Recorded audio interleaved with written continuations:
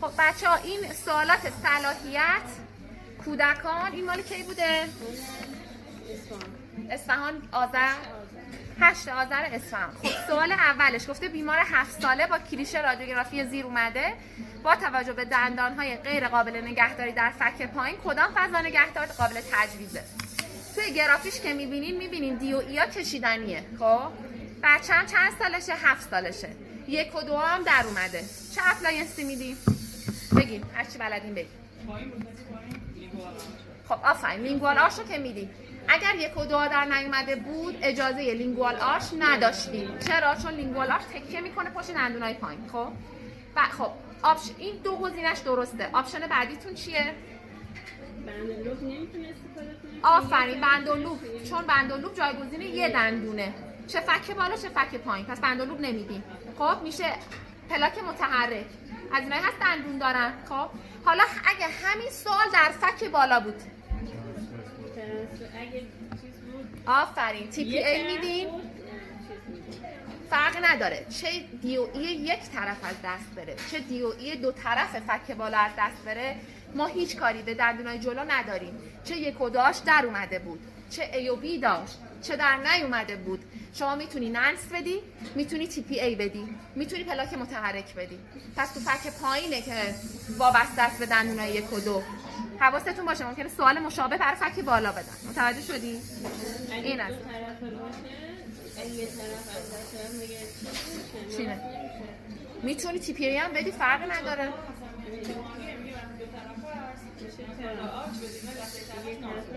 نه توی مکدونالد و نوواک اصلا یه همچین تقسیم بندی نکرده، ما هم رفرنسمون اونه. سوال بعدی کودک 8 ساله با درد و تورم باکالی ناشی از عفونت مولر اول دائمی اومده. مناسب ترین درمان با توجه به گرافی. توی گرافی میبینی شیشه ته اپکسش بازه. درد و تورم باکالی ناشی از عفونت یعنی دندون چه شده؟ نکروز و عفونت شده. خب بگید درمان چی انجام میدید؟ نه وقتی نکروزی 2 تا انجام یعنی اپکسوژنز تو این دندون جواب نمیده. اپکسوژنز یعنی چی؟ یعنی اینکه تو تا سر اوریفیسا رو بیای برداری اجازه بده ریشه بسته بشه. دندونت نکروز عفونیه تموم شده، باید ته ریشه رو ببندی. 2 حالت داریم، یا اپکسیفیکیشن میکنی یا همون اپکسیفیکاسیون که تو گزینه هاتون نبوده. خب یا رژنره میکنی. رژنره چیه؟ آفرین توی رژنره دوباره دندون رو شما انگار دوباره میخواین زندهش بکنین. پس اگه تو گزینه اپکسیفیکاسیون بود میتونین بزنین، اگه تو گزینه رژنره بود میتونین بزنین. حالا همین سوال اگه گفته بود یه بیمار اومده دندونش هم همین 7 سالشه ته ریشه هم بازه، تو عکس داری میبینی علائم عفونت نداره، میگه درد داره، چیکار میکنی؟ پالپوتومی تو دائمی نمیگیم، میگیم اپکسوژنز. اگه تو گزینه اپکسوژنز نبود بزنید دیپ پالپوتومی. اوکی. سوال بعدی کودک 8 ساله با شکایت والدین از چرخش و حرکت لیبیالی دندون سانترال بالاش اومده. با توجه به گرافی بهترین گزینه کدوم است؟ خب توی گرافی شما دارین یه دندونی رو ریورس می‌بینی، برعکس اون مزیودنسه. پس چیکار می‌کنی؟ مزیودنس رو در میاری. خارج کردن مزیودنس و دوباره ارزیابی مجدد، یعنی زمان نمیدی، اون مزیودنس باید خارج بشه. سوال بعدی یه بچه اومده یه زخمی اینجاشه، میگه کودک 4 ساله است، 1 روز بعد از درمان پالپ پیشتون اومده با یه زایه نکروتیک. محتمل ترین علت و درمان چیه؟ گاز گرفتگی دیگه، یه زخم روی لبشه. تو گاز گرفتگی طبق مکدونالد چیکار می‌کنی؟ با نورمال سالین میشونی. پس آنتی بیوتیک اینا نمیدینا، اصلا نمیدین. آره سالین گرم. خب ببین دهانشویه علاوه کلینیکی بالینی بخوام بهتون بگم مثلا چه دهانشویی میخوای بدی که رو لبش اثر بذاره؟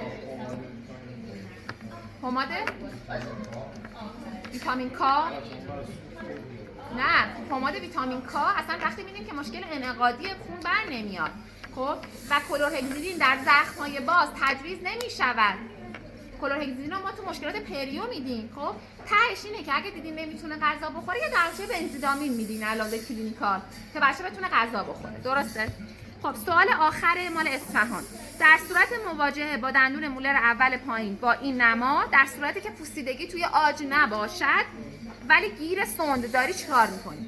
ما چند تا استپ داریم. مرحله اول دندون سالمه اومده، بچه های ریسکه، شما چیکار میکنی؟ فیشوسیلن. مرحله دوم پوسیدگی داری چشمی میبینی، سوندت هم گیر میکنه تو آج نیست، چیکار میکنی؟ پی آر آر. حتی اگه یک نقطه‌ش هم تو آج بود باز پی آر آر. ولی اگه گفته بود تو گرافی دیگه داری میبینی به آج رسیده، ترمیم، حالا یا آمالگام یا کامپوزیت. پس این میشه همون پی آر آر. اوکی؟ این هشت همون تشت آبان بهشون پروندهشو کنم. خب یه سوالی هست اینه بذار از اول بررسی میکنیم. 8 آبان، سوال سهل 8 آبان 1404. بیمار 4 ساله با این نما اومده، با توجه به ارزیابی ریسک پوسیدگی فلوراید تراپی رو چجوری توصیه میکنید؟ بگید. کاری به این سوال نداشته باشید، ممکنه این سوال نیاد. هر سالی با ریسک بالا سالی 2 بار. 6 تا 9. بچه‌ها ما ریسکا رو تقسیم بندی می‌کنیم. ریسک پایین یعنی یه بچه خیلی همه چیز خوبه. ریسک متوسط، ریسک بالا.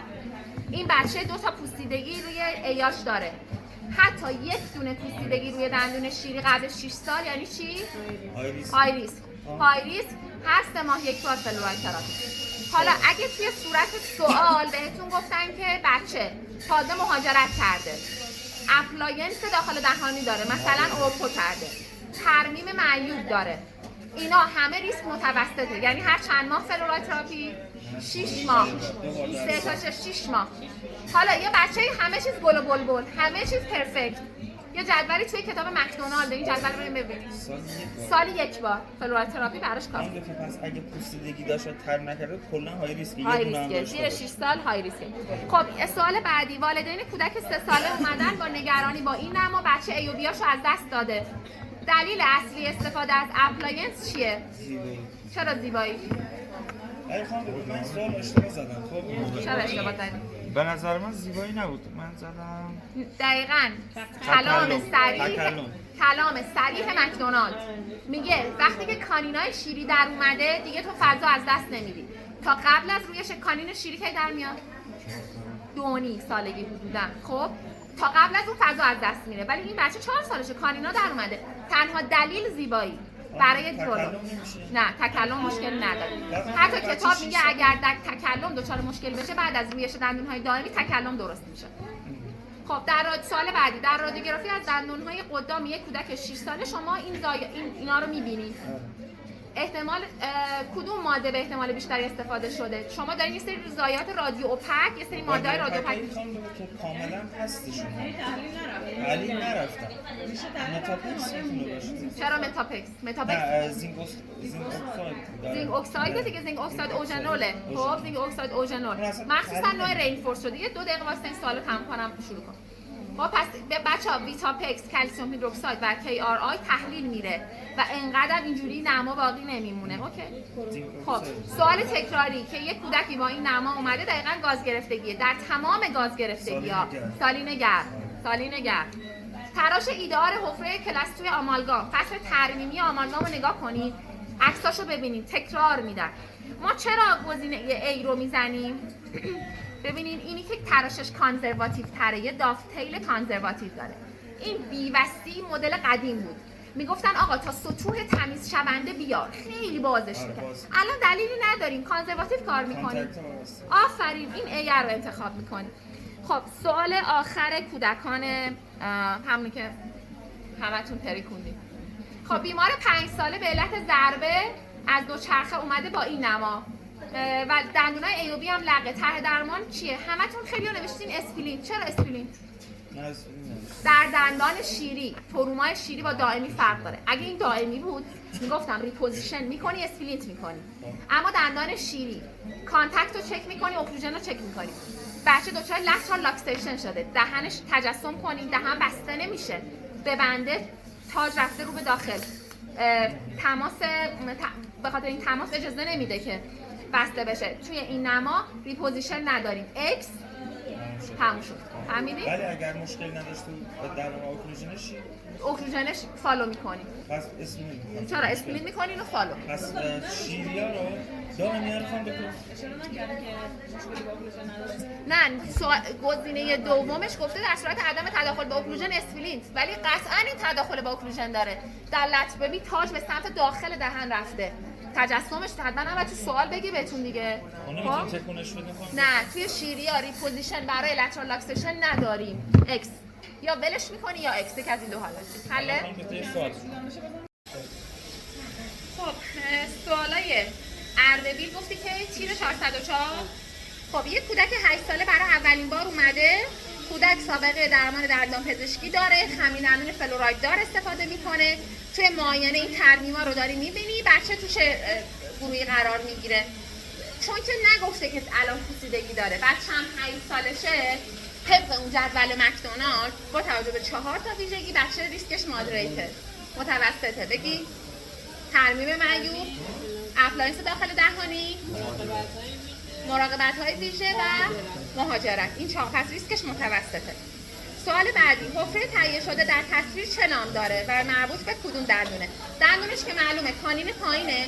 ما 2 تا حفره داریم برای کلاستیریا، یه مودیفای کلاستیری داریم. خب یه دونه نوع مک ایوری داریم. مک ایوری همونیه که میگه آقا فقط این کارو نکن، بیا روی لیلیالش هم بکش، قسمت سرویکالش. این میشه مک ایوری.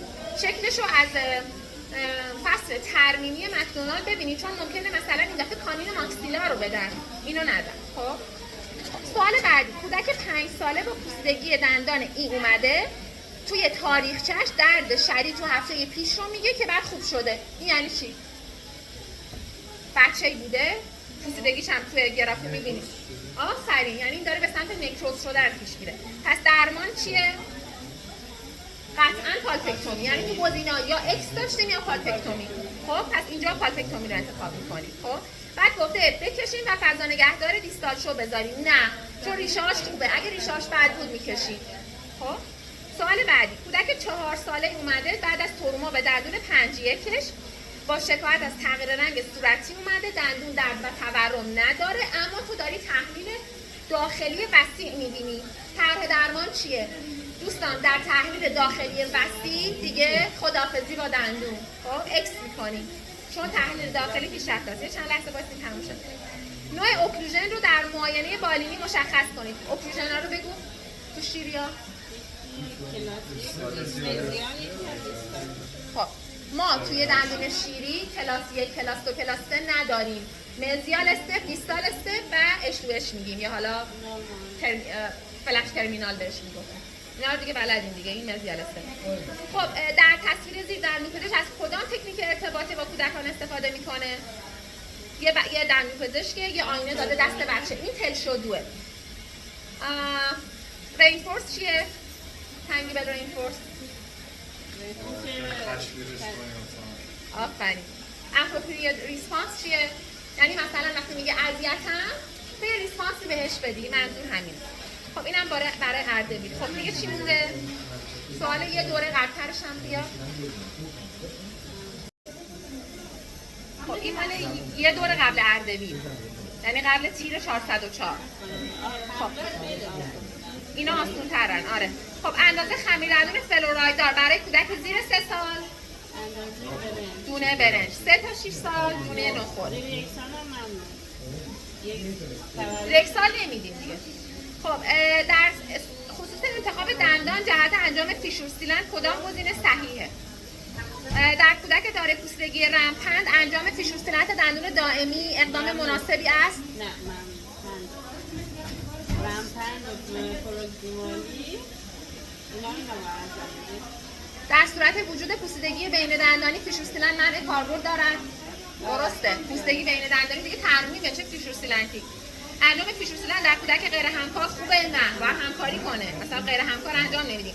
فیشور سیلند در دندان شیری من دارد؟ نه، میشه انجام داد. پس میشه اون گزینه‌ای که منع کاربرد داره توی بین دندانی اون درسته.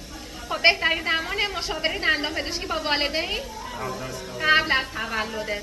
بهترین زمانی که یه بچه وقتی به دنیا میاد شما میبینینش، ممکنه سوال این باشه، سن بگید به من. بچه به دنیا اومده کی ویزیتش میکنی برای دندان پزشکی؟ 6 تا 12. تا قبل از 1 سالگی. اگه سوال این بود تا قبل از 1 سالگی. خب احتمال درگیری کدام دندان در الگوی ارلی چایلدهود کریس کمتره؟ ECC چیه؟ دیدی اینا که یهو یه عالمه پوسیدگی میگیرن بچه‌ها؟ کدوم دندون از همه کمتر درگیر میشه؟ سانترالای پایین. چرا؟ آفرین، چون زبون تمیزش میکنه. پس احتمال سانترالای مندیبل از همه کمتره. اولین مرحله تراش حفرات کلاس 2 به جهت ترمیم دندون‌های شیری کدام است؟ اینو وارد کردن ماجرای جین تو کتاب هست. در صورت آسیب شکستگی دندان بدون اکسپوز پاک، اولین معاینه مجدد بعد از تروما چقدر بعد 2 هفته؟